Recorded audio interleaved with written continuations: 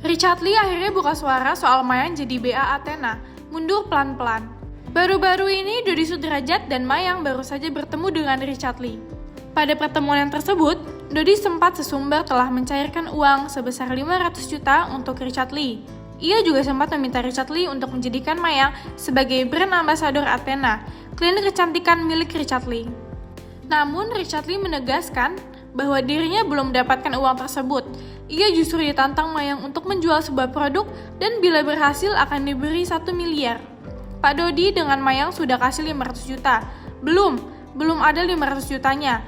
Gak ada kasih aku 500 juta. Katanya nanti ngajak aku taruhan lagi. Ujar Richard Lee dilansir dari siaran langsungnya yang diunggah oleh akun ChaiChaiCat 123456 pada hari Jumat 22 September 2023.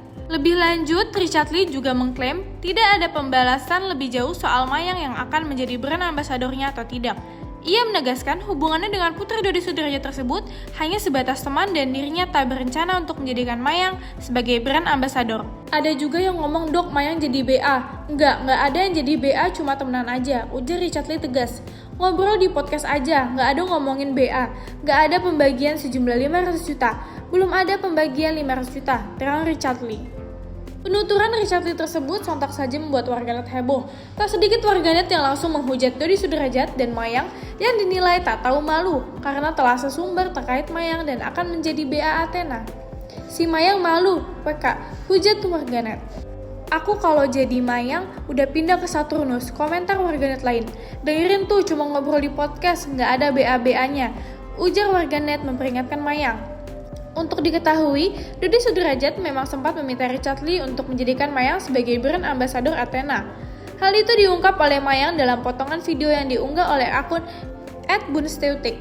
"Itu baru saja omongan. Pas podcast sama Dr. Richard, Dedi ngobrol-ngobrol kapan nih dok, Mayang jadi BA Athena," kata Mayang. "Oh iya, nanti bisa dibicarain," sambung Mayang soal menirukan kata-kata Richard Lee. Lebih lanjut, Dodi Sudrajat yang saat itu tengah berada di samping Mayang juga membenarkan adanya obrolan tersebut. Namun hingga saat ini, kepastian bahwa Mayang bakal dipilih menjadi brand ambassador Athena masih belum pasti.